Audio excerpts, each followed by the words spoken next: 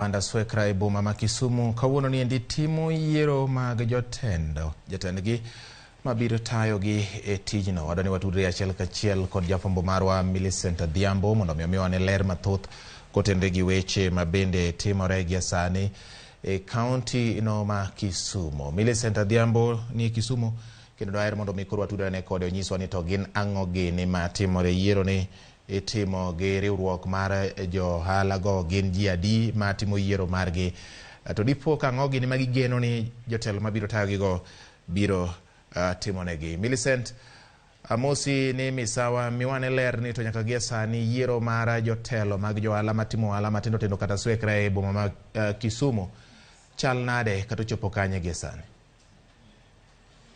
Erokamano ahinya George Bati, achiel kachiel ka wuok KISUMU Sports Ground od mikae kuma bende yiero makamago timore kaka wang'eyo ni ohala niga kod atamalo maduong' ahinya e kelo dongruok e ngima oganda. Omiyo KISUMU County kaendi wan gi chiche mabende dongo kama oting'o Kibuye, Jubilee kod Chichwa. Odiochieng' ma kawuono chiro achiel kuom gima bende en Chichwa dhi nyime kod chenro mag yiero jotelo, ka wang'eyo ni mondo mi gimoro dhi mbele kata motegno manyalo loko ngima ng'ato kaka ohala, jotelo nyaka bedi mariwo wi johala kanyachiel ka gitwak ka giloso dongruok mopogore opogore. Wan nyaka kaendi gi director kata jata tije weche mag ohala ma KISUMU County ma bende en bende ang' no nyal twak kodwa, onyiswa ni to bang' maendi gin chenro mage moketo nyime neno ni dongruok mag johala odhi maber e county ma KISUMU kaendi. Ahinya to sani ma bende wachomo sikuku mag Christmas kod rwako higa manyien 2023. Machiegni koro magajo ng'abotin achiel kachiel nyaka moko kuom johala gi jotendgi mondo mi gilernwa ni to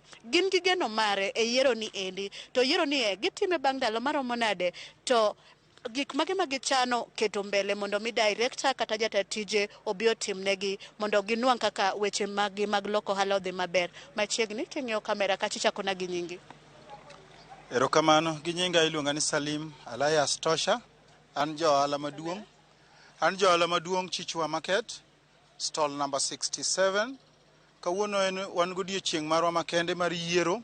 Wadwa yiero jotendwa mabiro konyowa weche mag dongruok gi weche mag riembo chiro. Maduong' moloyo wago erokamano ni KISUMU County Government kotelne gi directors wa Bovins nika gi johala duto tete ma wan godo mwatimo godo chenro mar yiero. Aneno ka yiero dhi maber gi kwe makende, kendo wadhi yiero jotendwa kaluwore gi sani. Wadhi yiero jakom, jagoro, organizing gi treasurer to gofise duto tete gi komiti mabiro tayo weche wa mag ohala. Erokamano ne bobir ng'ama chielo mondo mi olerwa to jotelo ma ikwano duto ma uyiero gi endi. Un gi geno mane, gigo mage mugeno ni mondo gibi gitim neno ni oriemb chiro kendo dongruok mar chiro mar Chichwa dhi maber. Machiegni nyalo golo gudu chakna gi nyingi. Erokamano. Ana wuon gi nyinga iluonga ni Stephen Ogila Alias Tiger. Mokwongo aduoko erokamano ne KISUMU County kotelne gi director Mr. Bovins kuom kawo thuolone ma organize nwa gima chalo kama mar manyo gima waluongo ni Chichwa manyien. An awuon kaka jachung' mochung' e kom mar organizing secretary aduoko mana erokamano ne kwe mosebedo nyaka ne wachak process ni, to agombo ni kande nyalore gi gombo mar Nyasaye ni kaka odhi ni orumarum very peacefully kaka wadhi ni. Takwayo jochung' ma wachung' godo ni bang' e yiero ni wan waduto wan johala wadong'ura kwa beti achiel, wadhi wang'i kaka watim biashara kumoro achiel, wakel dongruok kumoro achiel, to pogruok nekech yiero motimre kani kik bedie. Mano kende manya wacho. Koro johala mudhi telo ne giwacho kanyo ni chung'e kom mar organizing secretary owinjo gigeno ang'o koa kuomu mopogore gi gima giseneno higni 3 nyaka ne Chichwa bend donje. Gima nyalo wacho matimore e Chichwa kanyo nitie gima ji osebedo kaywago kabisa manyalo luongo gi dho ngere ni transparency. Nitiere achiel 2 3 mosebedo kalure gi kaka johala timo ohala, to in terms of empowerment jachiro in conjunction kaka wan waduto no nitie yore monego bed ni watudore gi gine mamoko, stakeholders mamoko, to okosebedo transparency, okosebedo e chiro no ema miyo Chichwa pok obedo gi development malongo. But an kaka jachung' ma organizing secretary an gadier ni mokwongo number 1 en riwruok. Ka wariwre kaka jochichwa mwabedo gi telo moyier ka, to an gadieri ni kiny jachichwa ne duoko mar gimotimre kar nini. Erokamano ahinya. Kapok adhi ir director na obed motegno chung' kar tiende king'iyo na kamera mondo bi ogine ratiche Johala oseyuak ka dwaro lokruok e chiro. Gidwaro jotelo manyien. Magi nyabet go piny, gigogo mbaka, kendo nyalo chopo dwachgi. Koro an machung' ka iluonga ni Mildred Atieno, alaro kom mar jatend jakom. Eka lare sani, naonge kom. Eka lare sani, to ageno ni ka Nyasaye omiyo wago, to wadhi chopo dwaro mar japiny. Mar ariyo, akwayo jogo mwachung' godo, ni gimoro amora mowuok, duoko moro amora mowuok, wabed gi kwe. Kwe no oloyo gimoro amora, kwe mibete piny tipime wach.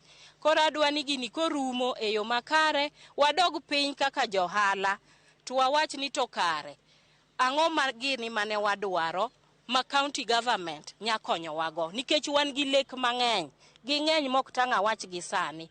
En gik mwaburo bet piny, to waloso ka wane achiel, to watero mbele, to wago mbaka gi county government, tang'eyo ni gibiro winjowa, to wabro timre nade, wabro fulfill geno mar jaohala. Erokamano. Mana kamano teri achiel kachiel ir director mondo mi onyiswa ni gin kaka county government gigeto ang'o gi chenro ma kamaendi e seche ma sani giyawo thuolo mondo mi chichwa obed kod jotelo manyien mondo mi telo ma osebede kata madhi bedo sani omed riembo ohala kaka osebedo kadhi machiegni. Mokwongo ago erokamano kuom luonga mondo mi watwag gi oganda. Chiro ma wantiere mwawuoyo sani eri miluongo ni chichwa nieri en achiel kuom projects ma Governor, His Excellency the Governor, noneno ni ber mondo mi kete johala mane igolo kuonde mopogore opogore kaluwore gi restructuring matimore within the city of Kisumu. Johala no appreciate sana project aina nieri kando biro nikech nokogolgi oteri kamoro lakini oketi kamoro maber mantiere within the CBD ma ginyalo timo ohala, ginyalo dhi mbele go andgi mok gi yudo hinyruok kodok korka maendeleo mabende timore e city kaeri. Koro kane chiro nieri noger, ne nitiere joma niluongo ni jotelo makojolo ma wa overseeing the process mar allocation gi settling mag traders e chichwa nieri. To toke noero, koro ochopo sama koro johala mantiere chichwa dwaro iluongo ni substantive elected leaders mantiere ohala machichwa. Emomiyo koro sani eri no wachiwo thuolo mondo mi johala owuok ka rombgi mondo mi obi oyier jogegi magidwaro kaeri. Ema gima timore kaeri kendo amor kabisa kaka process ni dhi nikech en peaceful kendo dhi e yo makare kabisa. Ting'e ni ohala bende okoero kar koko. Koro wadwaro ni gini kako dhini odhi adhiya mayom kama mamuol. Joma johala yiero mondo mi wati godo emobro tiyo godo mondo mi wane ni johala odhi makare in terms of development to gi management mar chiro. Erokamano. Erokamano anya direct. Mana kamano bati kaka iseunyono endi kionge penjo moro amora kaka inyang'iyo chien toka kanyo. Ino ka yiero dhi e yo makare kendo e yor muolo kendo geno nitiere ni toka osebiro gi yiero jotelo magidwaro ni gitago chiro. Chenro mar weche loko ohala e chiro no bro dhi makare kendo chung' motegno. George Bati aduogo kuomi dhi nyime kod weche manyien e seche gi eki mabende medo tucho e wang' joyo mar Ramogi TV. Bati an kuomi. Erokamano Millicent Adhiambo kuom lipot mong'ith kowuok Kisumu e kinde ma chenro mag yiero mag johala timore kono. Pane gi yiero jotelo magigeno ni biro konyogi chopo ajenda magi kaka johala e gwenge ma Kisumu kono. Nyakwa Ramogi